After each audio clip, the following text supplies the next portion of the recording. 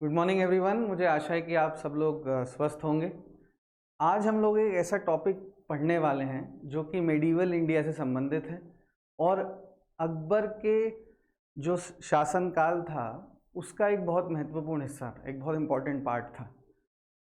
इस टॉपिक को कहते हैं अकबर्स राजपूत पॉलिसी। मतलब अकबर की राजपूतों के प्रति जो नीति थी उसको आज हम समझेंगे। अब इसमें हम क्या क्या समझेंगे? सबसे पहली बात कि अकबर के बैकग्राउंड को हम थोड़ा सा देखेंगे और उसमें समझेंगे कि अकबर ने राजपूतों के प्रति जो नीति अपनाई वो क्यों अपनाई। ठीक है, उसके बाद हम समझेंगे कि अकबर की जो राजपूत नीति थी, जो राजपूत पॉलिसी थी, उसके वेरियस एस्पेक्ट्स क्या थे, क्या क्या कैरेक्टरिस्टिक्स थे।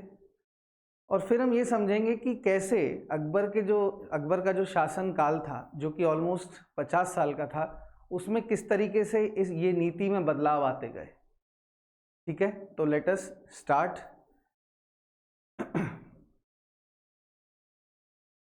तो देखो, सबसे पहले अपन कैरेक्टरिस्टिक्स जानने से पहले ये जानते हैं कि अकबर का जो बैकग्राउंड था वो कैसा था, क्यों उसने राजपूतों के प्रति एक पॉजिटिव अप्रोच रखी, क्यों वो चाहता था कि राजपूत हमेशा उसके साथ रहें। इसका एक कुछ सिग्निफिकेंस तो है ही, पर इसका जवाब कहीं ना कहीं अकबर का जो बैकग्राउंड था उसमें छुपा हुआ है। सबसे पहली बात, 1542 में अकबर का जन्म हुआ था और अकबर का जो जन्म हुआ था वो एक राजपूत किले में हुआ था, अमरकोट के किले में, जहाँ पर एक राजपूत राजा रूल करता था। ये उस समय की बात है जब हुमायूं को शेरशाह सूरी ने इंडिया से भगा दिया था और वो बेसिकली दर दर की ठोकरें जो है वो खा रहे थे। तब जो हुमायूं थे उनको शरण मिली एक राजपूत के यहाँ, और अकबर के जो शुरुआती कुछ साल थे वो राजपूतों के किलों में बीते। तो उनका बेसिकली एक्सपोजर हुआ राजपूत ट्रेडिशंस, राजपूतों के जो रहन सहन का तरीका था, जो राजपूत नेचर था उनसे। इसके अलावा भी कई सारी चीज़ें थी जो अकबर को एक लिबरल और प्रोग्रेसिव और एक सेक्युलर रूलर बनाते थे। जैसे इसका एक उदाहरण ये होगा कि जो अकबर की माँ थी, जिनका नाम था हमीदा बानो बेगम, वो खुद पर्शिया की थी और वो एक शिया थी।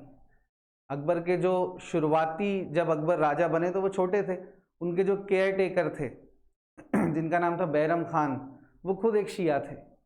इसके अलावा अकबर का बचपन ऐसे लोगों में बीता जो कि सूफी इंक्लिनेशंस के थे, जैसे कि अबुल फजल, फैज़ी, इन दोनों के पिताजी जिनका नाम था शेख मुबारक, ये सब सूफी थे। तो जो ट्रेडिशनल ऑर्थोडॉक्स उलेमा जिन्हें हम कहते हैं, कट्टरपंथी उलेमा जो होते हैं, उनसे अकबर का इंटरेक्शन काफ़ी कम हुआ। तो इसीलिए अकबर के विचार जो है वो काफ़ी लिबरल थे, प्रोग्रेसिव थे, इवन सेक्युलर थे। और इसीलिए उन्होंने राजपूतों के प्रति उनका जो व्यू पॉइंट था वो काफ़ी पॉजिटिव था। ये बात आपको क्लियर है? अब जो है आगे बढ़ते हैं। सिर्फ यही बात नहीं थी, देखिए आखिरी में अकबर एक राजा था, और एक राजा अपनी, हमेशा ज़रूरी नहीं कि वो अपनी सोच के हिसाब से ही चले। उसका राजपूतों के प्रति पॉजिटिव आउटलुक हमेशा से रहा, पर सिर्फ ये पॉजिटिव आउटलुक ही एक कारण नहीं था जिसकी वजह से उसने राजपूतों से दोस्ती करनी चाहिए, उसने राजपूतों को अपना एलाय बनाना चाहा। इसके और भी कई सारे कारण थे। तो ये समझने के लिए हमें पहले अकबर की जो राजपूत नीति थी, जो राजपूत पॉलिसी थी, उसके कुछ कैरेक्टरिस्टिक्स समझने होंगे। तो हम एक एक पॉइंट समझते चलेंगे, देखते चलेंगे। सबसे पहले, जैसा कि मैंने बताया, अकबर की जो राजपूत पॉलिसी थी that was liberal and progressive. इसका सिंपल मतलब ये है कि उसने राजपूतों के प्रति हमेशा एक फेवरेबल एटीट्यूड रखा। और इसका ऐसा क्यों उसने किया, इसका जवाब हमने ऑलरेडी अभी देखा। जो अकबर का उसने बचपन से जो देखा था राजपूतों के मतलब राजपूतों के प्रति, या जो उसके एक्सपीरियंसेस थे, उसकी वजह से हमेशा वो एक लिबरल और प्रोग्रेसिव सोच रखना चाहता था राजपूतों के प्रति। ठीक है, दूसरे पॉइंट पे आते हैं। Akbar's Rajput policy was egalitarian. अब इगैलिटेरियन का मतलब का वर्ड बेसिकली होता है इक्वल, इक्वालिटी जिसे हम बोलते हैं ना। इसका मतलब क्या है? इसका मतलब ये है कि अकबर के दरबार में कई सारे राजपूत नोबल्स थे। कईयों का नाम आपने ऑलरेडी सुना होगा, जैसे राजा मानसिंह हुए। सबसे जो सबसे ज़्यादा राजपूतों में जिन्होंने सबसे ज़्यादा अचीव किया वो राजा मानसिंह थे। तो राजा मानसिंह को इक्वली वो मतलब राजा मानसिंह और उनके जैसे जो दूसरे नोबल्स थे उनको इक्वली ट्रीट किया जाता था जो दूसरे पुराने मुगल नोबल्स वगैरह थे उनसे। ठीक है, अकबर ने सबको इक्वली ट्रीट किया। इसका एग्जाम्पल हम दे सकते हैं कि अकबर के जो नवरत्न थे उसमें राजपूत भी थे जैसे कि राजा मानसिंह, और उनके मुस्लिम नोबल्स भी थे जैसे कि मिर्ज़ा अजीज़ कोका। क्लियर? तो इसलिए और दोनों का ट्रीटमेंट अकबर के द्वारा इक्वली किया गया, बराबर तरीके से किया गया। इसलिए हम कहते हैं कि जो अकबर की राजपूत पॉलिसी थी वो क्या थी? इगैलिटेरियन। क्लियर?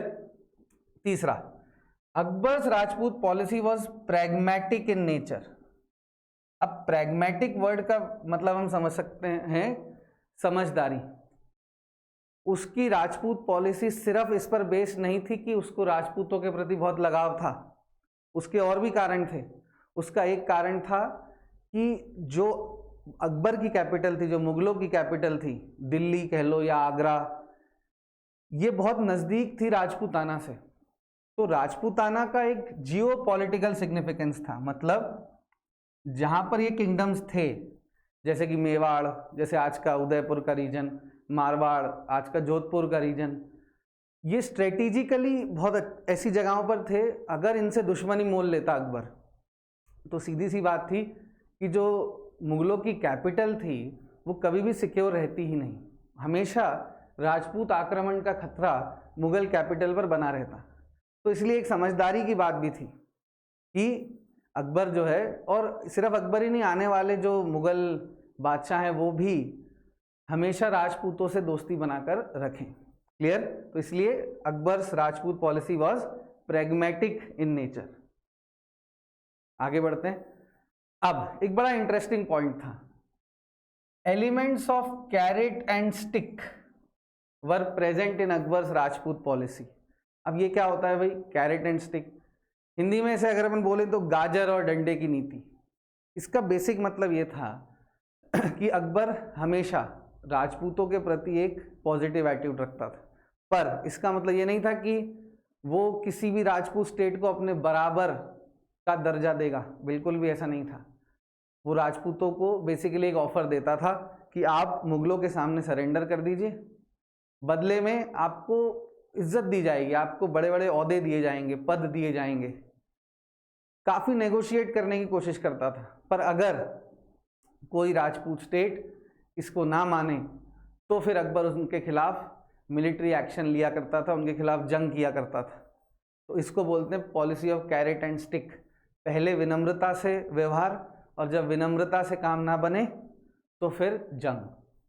ऐसा हमने देखा मेवाड़ के एग्जाम्पल में, जब सिंपल मेवाड़ की मिट्टी जो है उसमें रेजिस्टेंस है, ठीक, वो दिल्ली के कभी रूलर के सामने कभी भी उन्होंने हार नहीं मानी। बहुत बाद में जहांगीर के समय फाइनली उन्होंने पीस ट्रीटी साइन की, पर अलाउद्दीन खिलजी के समय से ही मेवाड़ ने हमेशा दिल्ली के रूलर्स के खिलाफ रिवोल्ट किया है। तो यहाँ पर भी ऐसा ही हुआ। महाराणा प्रताप का नाम तो हम सब ने सुना ही है। जो महाराणा प्रताप और उनसे पहले भी जो राजा थे, मेवाड़ के राणा थे, वो नहीं माने तो अकबर ने उनके खिलाफ युद्ध किया। ये युद्ध के बारे में भी पूरा भारत जानता है, battle of Haldi Ghati. Clear? तो इसको हम क्या बोलते हैं, elements of carrot and stick. चलिए आगे बढ़ते हैं। अब अकबर की राजपूत पॉलिसी में और क्या इन्वॉल्व था, इकोनॉमिक डायमेंशंस। अब ये इसका क्या मतलब है, देखो जैसा कि मैंने बताया कि जो राजपूताना के स्टेट्स थे वो बहुत स्ट्रेटेजिक जगह पे थे। दिल्ली और गुजरात में सारे पोर्ट्स थे, बंदरगाह थे, जहां से मुगलों की मेन ट्रेड हुआ करती थी। अब अगर दिल्ली से गुजरात के बीच का जो इलाका है जो कि राजपूताना है, अगर वहां पर एक हॉस्टाइल राजा रहेगा, मतलब एक दुश्मन राजा रहेगा, तो ये ट्रेड कभी भी सिक्योर नहीं हो पाएगी, ये ट्रेड कभी भी अच्छे से स्मूथली नहीं हो सकती।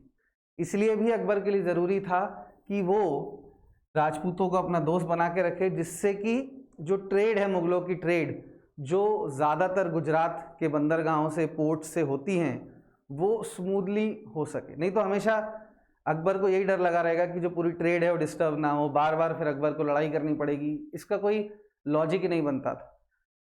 तो अकबर को हमेशा लगा कि ये सब ना हो, इसलिए जो राजपूत हैं उनको अपना मित्र बना के रखो, एलाय बना के रखो, दोस्त बना के रखो। ठीक है, चलिए भाई। अब जैसा कि मैंने ऑलरेडी बताया, नेक्स्ट पॉइंट अगर अपन देखें तो Akbar's Rajput policy was secular in nature. अब मैंने ऑलरेडी समझाया कि अकबर का जो सेक्युलर एटीट्यूड था वो किस तरीके से बना, जिस तरीके की उनकी परवरिश थी उस वजह से उनका एक सेक्युलर एटीट्यूड जो है सभी के प्रति बना। राजपूतों के प्रति खासकर वो एक सेक्युलर पॉलिसी अपनाना चाहते थे, क्योंकि मतलब एक फीचर था सेक्युलर पॉलिसी। क्यों?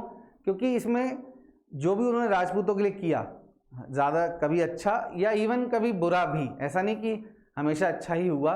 जैसे फॉर एग्जांपल जब हल्दी घाटी का युद्ध हुआ था और महाराणा प्रताप बच गए थे, तो राजा मान सिंह को कुछ समय के लिए अकबर ने दरबार से बर्खास्त कर दिया था। पर इस सभी में, अच्छा हो या बुरा हो, इसमें रिलीजन का कोई रोल नहीं था।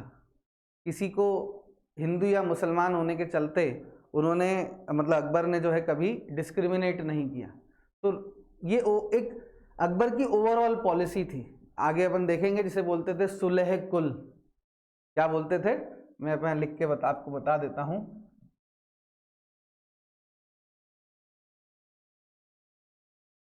सुलह कुल, इस पॉलिसी का बेसिक मतलब होता है पीस बिटवीन ऑल, सभी धर्मों के बीच शांति। तो अकबर का ये ओवरऑल पॉलिसी थी और इस पॉलिसी के चलते अकबर ने राजपूतों के प्रति स्पेसिफिकली और ओवरऑल सभी हिंदुओं के प्रति एक सेक्युलर अप्रोच जो है दिखाई। जैसे इसका एग्जाम्पल भी आपको पता ही होगा कि अकबर ने जजिया, जो टैक्स हिंदुओं पर लगता था, उसको अबॉलिश कर दिया था। ठीक, चलिए भाई आगे देखते हैं। अब ये एक बड़ा इंपॉर्टेंट पॉइंट है, imperialistic outlook was dominant in Akbar's Rajput policy. Imperialistic outlook was dominant in Akbar's Rajput policy. इसका मतलब क्या है, देखो अकबर एक राजा है, एक साम्राज्यवादी है, इंपीरियलिस्ट है, और वो हमेशा अपने राज्य का विस्तार करना चाहता है। अकबर ने बहुत सारी लड़ाइयाँ लड़ी राजपूतों के खिलाफ, तो एक ही मेजर बैटल था, पर अकबर की ज़्यादातर लड़ाइयाँ जो है वो डेक्कन में हुई, इवन अपने भाइयों से, जैसे उनके जो भाई थे हाकिम मिर्ज़ा, उनसे हुई। तो हमेशा अलाउद्दीन हो, चाहे मोहम्मद बिन तुगलक हो या अकबर हो, हमेशा वो अपने किंगडम का विस्तार करना चाहते हैं, अपने राज्य का विस्तार करना चाहते हैं। ठीक है, तो यहाँ पर ये भी एक इंपीरियलिज्म होता है। हमेशा ज़रूरी नहीं होता कि साम्राज्यवाद लड़ाई से ही किया जाए, लड़ाई से ही फैलाया जाए। कई बार सामने वाले को प्यार से भी सरेंडर करवाया जाता है, और इसको भी इंपीरियलिज्म ही बोलते हैं। हमेशा ज़रूरी नहीं कि साम्राज्य का विस्तार लड़ाई से ही हो, कभी कभी सामने वाले को इज्जत देकर, पैसा देकर, टेरिटरी देकर भी सरेंडर करवाया जाता है, एंड दैट इज़ ऑल्सो, ये भी एक तरह का साम्राज्यवाद है। ठीक है, तो ये अकबर की पॉलिसी में काफ़ी डोमिनेंट था। आप सबको समझ में आता है। तो ये थे अकबर के जो अकबर की जो राजपूत पॉलिसी थी उसके बेसिक एलिमेंट्स। अब एक बात हमें और समझनी होगी कि अकबर ने मुगल एम्पायर पर या भारत पर 50 सालों तक राज किया। पूरे भारत पर तो नहीं कहेंगे, पर हाँ एक काफ़ी बड़े हिस्से पर उसने राज किया 50 सालों तक। और अब हम ये भी कह सकते हैं कि 50 सालों तक ये नीति एक जैसी तो रही नहीं होगी, इवॉल्व होती रही होगी, चेंज होती रही होगी। क्लियर? तो बेसिकली अकबर के जो रूल के 50 साल थे, अभी हम आगे इसके बारे में बात करते हैं। अकबर का जो टोटल रूल था वो कितना था? 1556 में एक बहुत छोटी उम्र में अकबर राजा बने थे, तो ऑलमोस्ट 50 सालों तक उन्होंने रूल किया, 1605 तक, ऑलमोस्ट 50 ईयर्स हुए। अब जाहिर सी बात है कि 50 साल तक आदमी की सोच एक जैसी नहीं रह सकती, हमेशा सोच में कुछ ना कुछ बदलाव आएंगे। और वो बदलाव क्यों आएंगे? क्योंकि कुछ ना कुछ ऐसी घटनाएं घटेंगी जिससे अकबर के जो विचार हैं राजपूतों के प्रति वो बदलते जाएंगे। और अच्छी बात यह है कि ये विचारों का ग्राफ ऊपर जा रहा है, मतलब अच्छे विचारों का ग्राफ ऊपर जा रहा है। ऑलरेडी उनकी सोच जो है वो पॉजिटिव है, राजपूतों को लेकर ऑलरेडी उनकी सोच पॉजिटिव है, पर कुछ इवेंट्स ऐसे होते जाएंगे कि ये सोच और अच्छी होती जाएगी, फिर और अच्छी। तो ऐसे ग्राफ ऊंचा होता जाएगा। तो इस बिना पर हम अकबर के इस 50 साल के पीरियड को, मतलब अकबर की राजपूत पॉलिसी को 3 फेजेस में बांट सकते हैं, ठीक है ना, 3 फेजेस में बांट सकते हैं। पहला फेज जो था वो था 1556 से 1572 का फेज, अकबर के शुरुआती दौर। तो इस समय अकबर छोटा था, ठीक है, मुश्किल से 13 साल की उम्र में अकबर जो है वो राजा बन गया था। तो अकबर छोटा था और इतने छोटे बच्चे को बहुत गहराई से चीज़ों को समझना पॉसिबल नहीं था। पर हाँ, अकबर बहुत स्मार्ट था, बहुत जल्द वो चीज़ों को समझ गया था।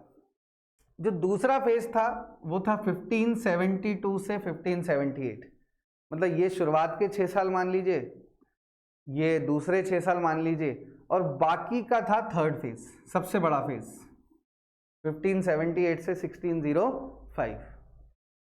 अब हम समझते हैं कि इन तीनों फेजेस में क्या चल रहा था और जो फर्स्ट फेज से सेकंड फेज में हम किस तरीके से गए, ठीक है।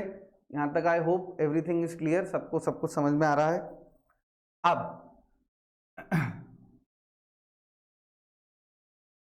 अगर हम बात करें फर्स्ट फेज की,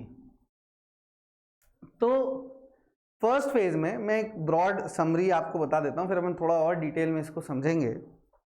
फर्स्ट फेज में जो अकबर के रिलेशंस थे राजपूत के साथ, वो एक एलाइज की तरह थे। एलाई समझते हैं आप, मित्र। तो शुरुआत के 6 सालों में अकबर ने राजपूतों को ट्रीट किया एज अ मित्र या एलाई, कि ये हमारे मित्र हैं, ठीक है। दूसरे फेज में ये बेसिकली अकबर की तलवार की तरह उभर के आए, या मुगल साम्राज्य की तलवार की तरह उभर के आए। इसको अंग्रेजी में अगर अपन देखें, इंग्लिश में, तो basically the Rajputs became the sword arm. Sword arm समझते हैं ना, मतलब ये वो समय था जब मुगलों की लड़ाइयाँ राजपूत लड़ रहे थे। इसका एक एग्जाम्पल हमें ऑलरेडी पता है, मानसिंह, राजा मानसिंह लड़ाई करते हैं अपने ही राजपूत के खिलाफ, महाराणा प्रताप के खिलाफ हल्दी घाटी में, क्लियर। और जो तीसरा फेज था, इस फेज में रिलेशनशिप और आगे बढ़ता है और जो राजपूत हैं वो बेसिकली बन जाते हैं पार्टनर इन द किंगडम। क्या बन जाते हैं? Partner in the kingdom. अब इसका क्या मतलब है अपन समझते हैं, और कैसे राजपूत पहले मित्र से स्वॉर्ड आर्म की तरफ बढ़े और कैसे स्वॉर्ड आर्म से सीधे बेसिकली एक तरीके से पार्टनर बन गए किंगडम में, क्लियर। चलिए देखो, सबसे पहले फेज की अगर अपन बात करें, मतलब 1556 से 72, क्लियर। 1556 से क्या 72, मतलब शुरुआत के बेसिकली कुछ साल जब Akbar was quite young, alright. तो इस समय जो ट्रस्ट था, जैसे ये पॉइंट अगर अपन देखें, the degree of trust in Mughal Rajput relations was limited, clear. मतलब इसका मतलब क्या है कि मुगलों का या अकबर का राजपूतों के प्रति एक पॉजिटिव आउटलुक था। पर अभी ऐसा कोई इंसिडेंट नहीं हुआ था या ऐसे कोई इवेंट नहीं हुआ था कि अकबर जो है राजपूतों को बहुत ज़्यादा उन पर विश्वास करने लगे। हाँ, अकबर को हमेशा लगता था कि राजपूत जो हैं वो इंडिया में जितनी भी अलग अलग कम्युनिटीज़ हैं उनमें सबसे ब्रेव और सबसे लॉयल हैं, और ये बात सच भी थी। राजपूत हमेशा से ब्रेवरी के लिए फेमस रहे हैं और अपनी लॉयल्टी के लिए फेमस रहे हैं, क्लियर। तो अकबर को ये बिल्कुल ज्ञान था कि भाई राजपूतों से दोस्ती अच्छी बात रहेगी, वो ब्रेव हैं, वो लॉयल हैं, वो मुगल एम्पायर को अच्छे से सर्व करेंगे। पर इस समय जो है जो ट्रस्ट था वो लिमिटेड था, है ना। अब इसका मतलब ये था कि राजपूत्स को हाई ऑफिसेस दिए जाते थे। मतलब आपको पता होगा मुगलों में एक मनसबदारी सिस्टम चलता था। क्या चलता था? मनसबदारी सिस्टम। तो राजपूतों को हाई मनसब दिए जाते थे, ऊंचे मनसब दिए जाते थे। बेसिकली राजपूतों को हाई पोस्ट दी जाती थी मुगल दरबार में। समझ में आती है आपको बात? ठीक है, तो ये था फर्स्ट फेज, है ना। और राजपूतों को बोला जाता था कि आपका जो एरिया है, आप जिस एरिया के हैं उसी के आसपास आपको कोई जागीर दे दी जाएगी। जागीर सिस्टम भी चलता था मुगलों में, ये सब हम चर्चाएं आगे करेंगे कि मनसबदारी सिस्टम क्या था, जागीरदारी सिस्टम क्या था। पर जागीर बेसिकली एक जगह आपको दे दी जाती थी कि ये आपकी जागीर है, आपको इसे संभालना है, और मनसबदारी मतलब एक रैंक हुआ करती थी। क्लियर? जितनी ऊंची रैंक उतना आपका मुगल दरबारियों में ऊंचा ओहदा होगा। क्लियर? तो इसकी चर्चा अपन कभी फ्यूचर में डिटेल में करेंगे। तो पहले फेज में जो विश्वास था वो था, पर लिमिटेड था, बहुत ज़्यादा नहीं था, और काफ़ी राजपूतों को मुगल दरबार में ऊंचे ओहदे या ऊंचे पद या हाई ऑफिसेस दिए गए। और जैसा कि मैंने बताया, इस फेज में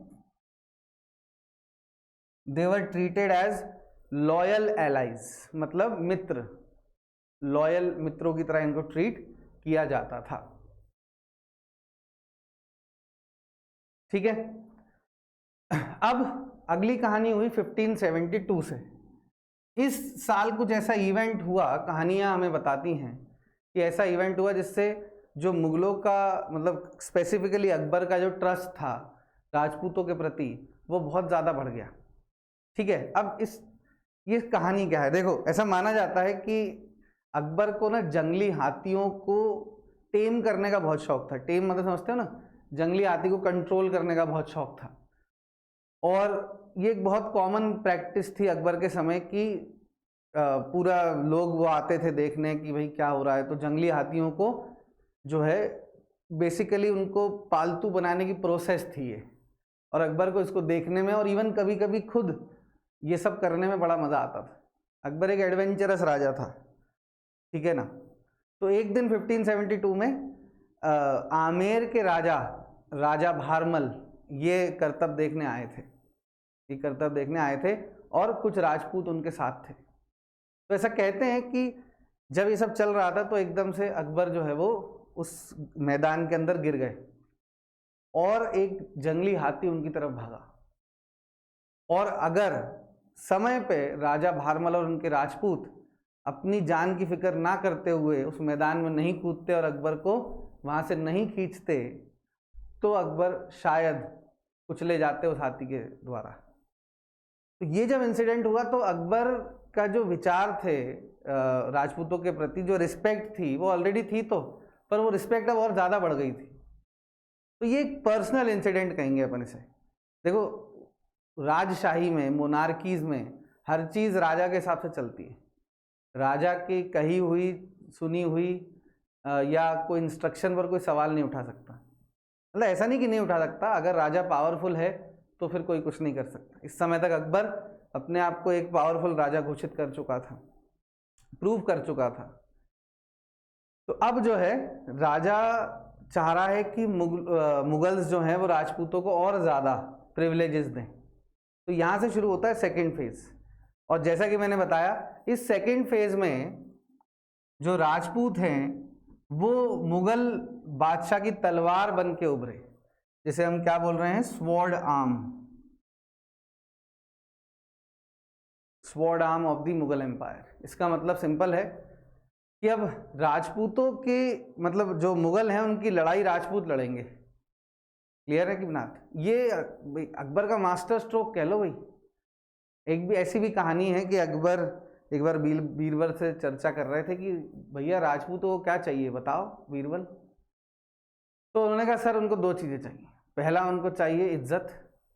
बोले हाँ दे दो, बोरी भर भर के दो, कोई दिक्कत नहीं। और दूसरा उनको चाहिए लड़ाई। बोले अरे वाह, इससे अच्छा तो हो ही क्या सकता है। तो उनको दो खूब सारी इज्जत, बोरी भर भर के, और फिर जो है उनको लड़ाई पे भेज दो।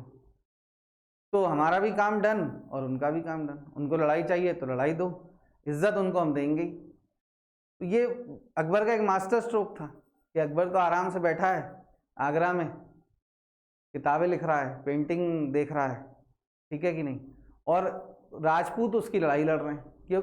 और ये राजपूतों के लिए भी अच्छा है क्योंकि उनको लड़ाई के बिना उनको अच्छा नहीं लगता।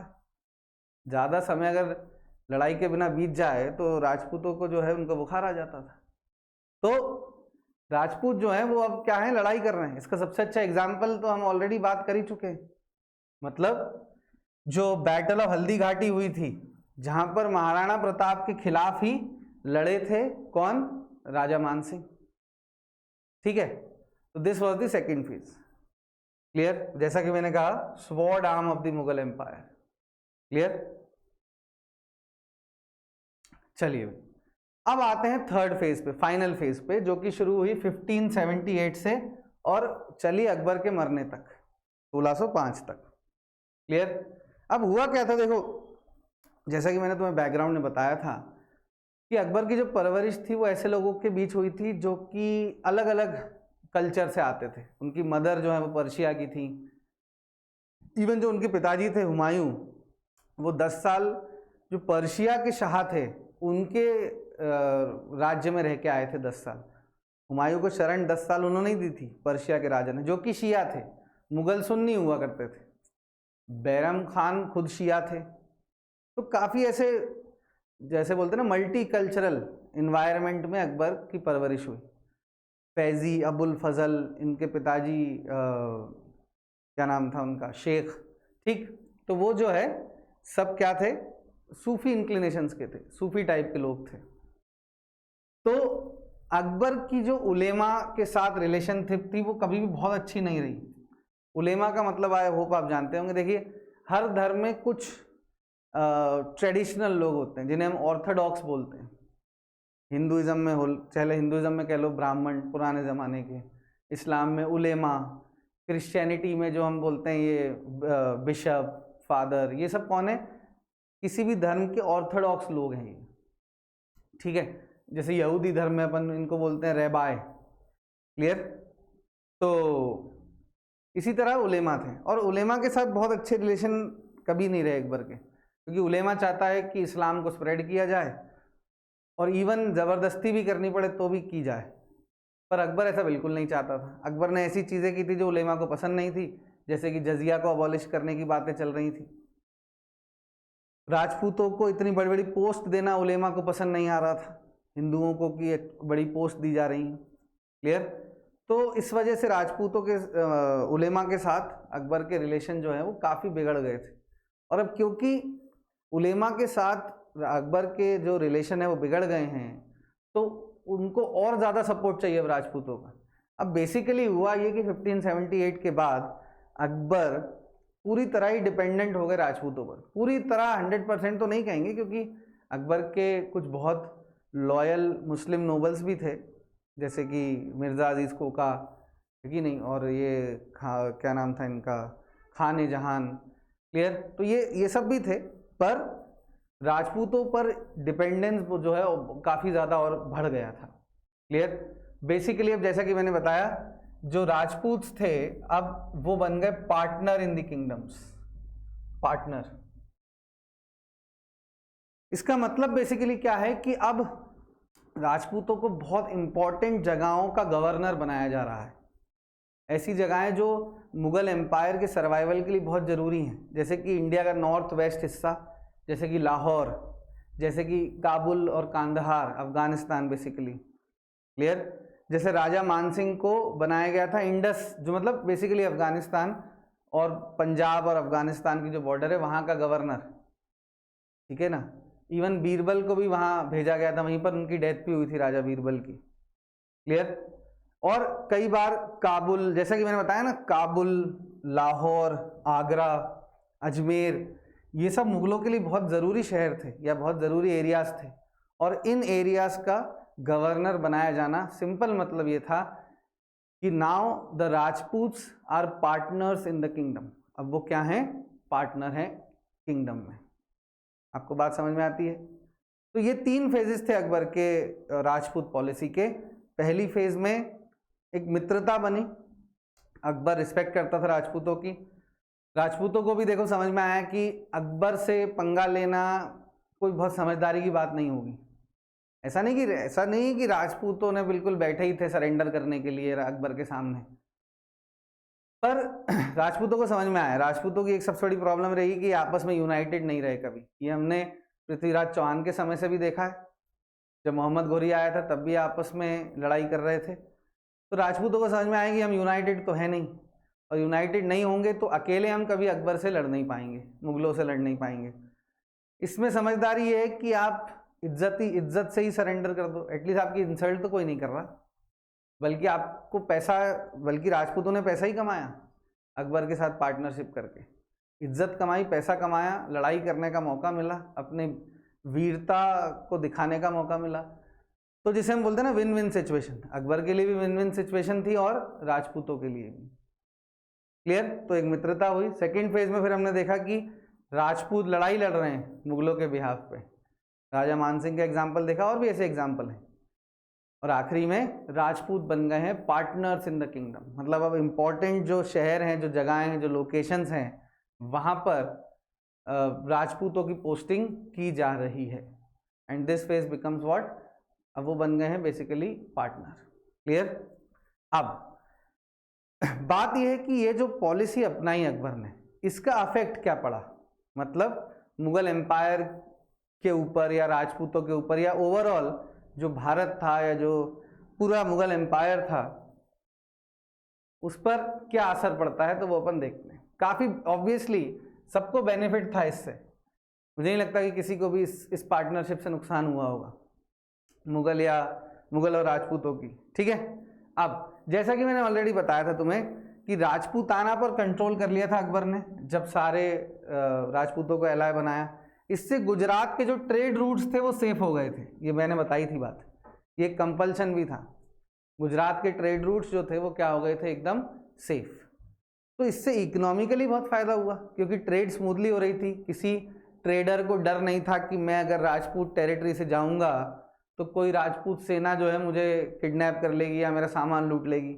इससे बहुत फर्क पड़ता है। मर्चेंट्स को कॉन्फिडेंस था कि कुछ नहीं होगा भैया, सब एकदम बढ़िया तरीके से चलेगा। क्लियर? ठीक है भाई। उसके बाद मैंने तो बताया था कि सेकेंड फेज में राजपूत क्या बन गए, स्वॉर्डाम, और स्वॉर्डाम बने तो इससे अकबर को मौका मिला कि वो अपने एम्पायर का एक्सपेंशन कर सके, और बहुत सारा एक्सपेंशन राजपूतों ने किया, मतलब मुगलों के लिए राजपूतों ने अपनी जान दी है।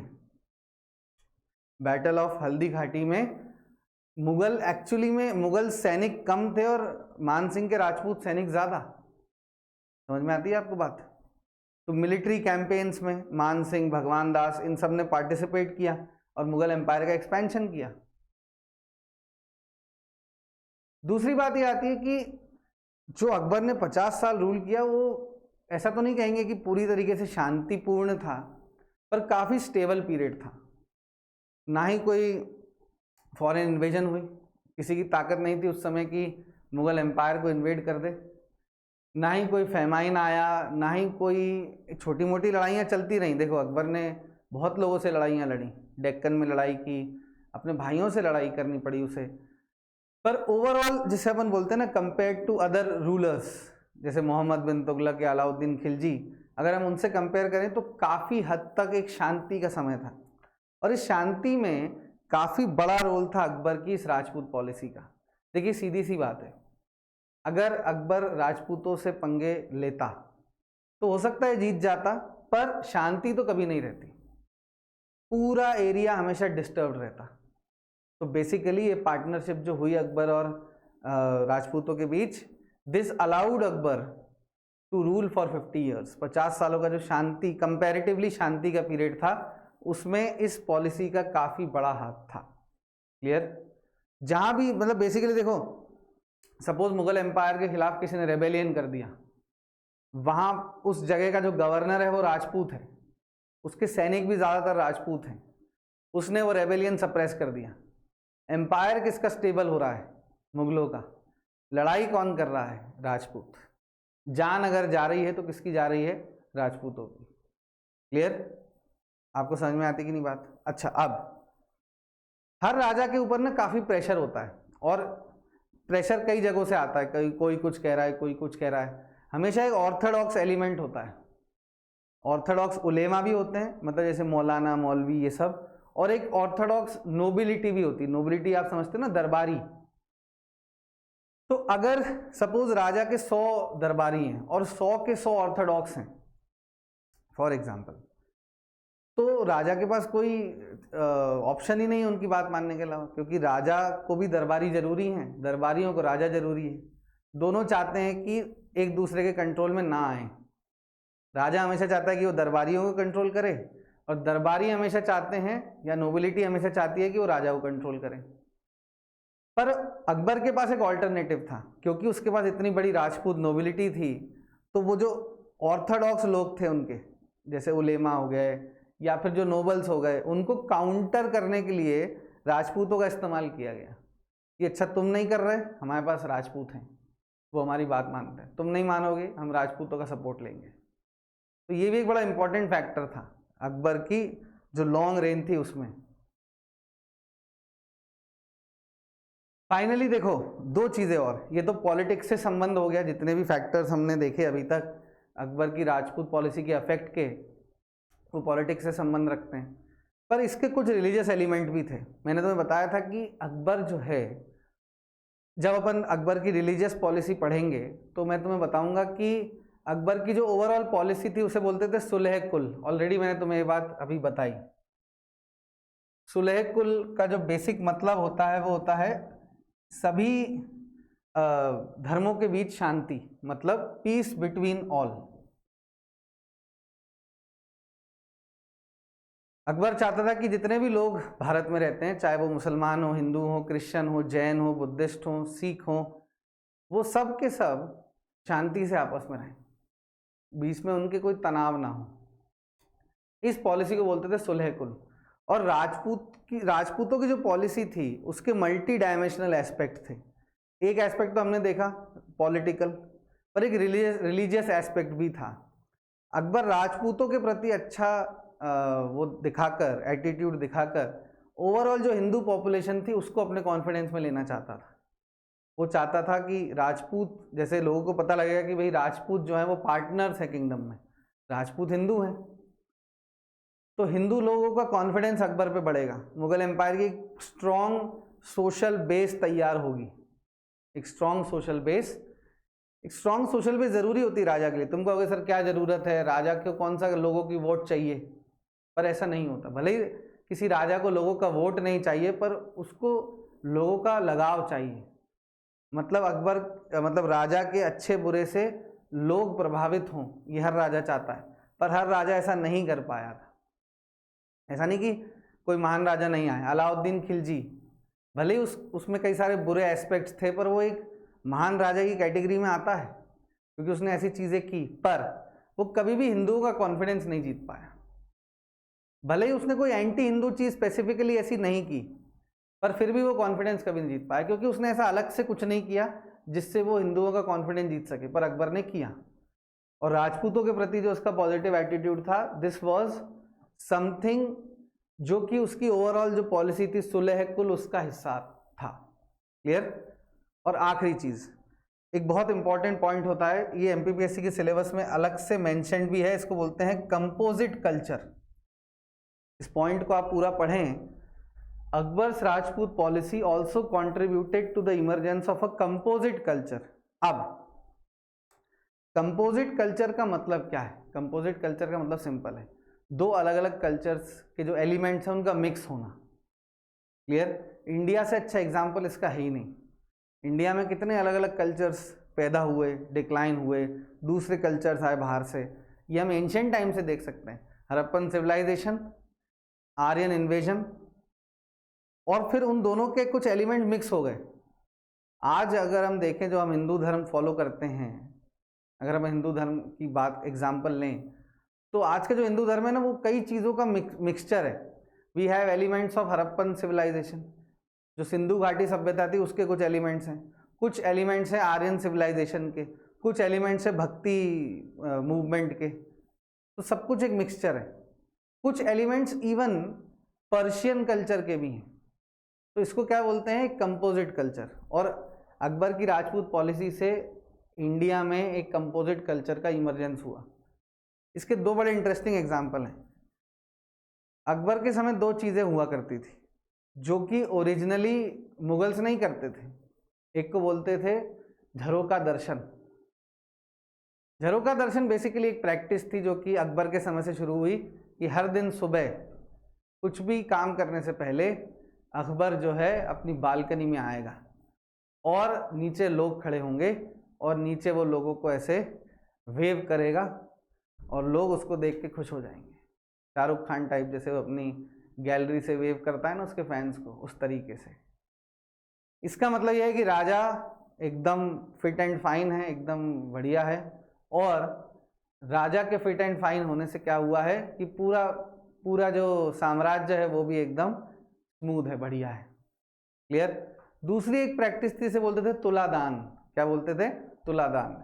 ये आपने शायद एक मूवी है जोधा अकबर ऋतिक रोशन की, उसमें देखा हो तो एक गाना है अजीम उस शान शहंशाह, उसमें लास्ट में दिखाया जाता है कि अकबर एक वो तराजू टाइप का है बहुत बड़ा, अकबर एक तरफ बैठा है और दूसरी तरफ लोग चढ़ावा चढ़ा रहे हैं, बेसिकली सोना। तो इतना सोना कि जो अकबर के इक्वल वजन का हो, और फिर वो सोना बांट दिया जाएगा। ये दोनों ही प्रैक्टिसेस राजपूत प्रैक्टिसेस थी, और this is a perfect example of composite culture. ये दोनों ही एग्जाम्पल नहीं है, और भी एग्जाम्पल्स हैं। हमें आर्किटेक्चर में ऐसा एग्जाम्पल मिल जाएगा, हमें लिटरेचर में एग्जाम्पल मिल जाएगा। अकबर का एक ट्रांसलेशन डिपार्टमेंट था जहाँ पर वो पुरानी संस्कृत किताबों को उसने पर्शियन में ट्रांसलेट करवाया। तो एक किताब जो BCs में लिखी गई थी उसको अकबर ने ट्रांसलेट करवाया 16th सेंचुरी में। क्लियर। तो this is an emergence of composite culture. ठीक है, तो ये था हमारा टॉपिक। आई होप आपको समझ में आया होगा, मज़ा आया होगा ये समझने में कि अकबर की राजपूत पॉलिसी के क्या एलिमेंट्स थे, अकबर ने उसके क्या अलग अलग फेजेस थे, और मुगल एम्पायर पर और ओवरऑल इंडिया पर उसका क्या अफेक्ट आया। क्लियर। चलिए, तो अगले टॉपिक में हम मिलेंगे। Any doubts please you can contact me any time. Thank you.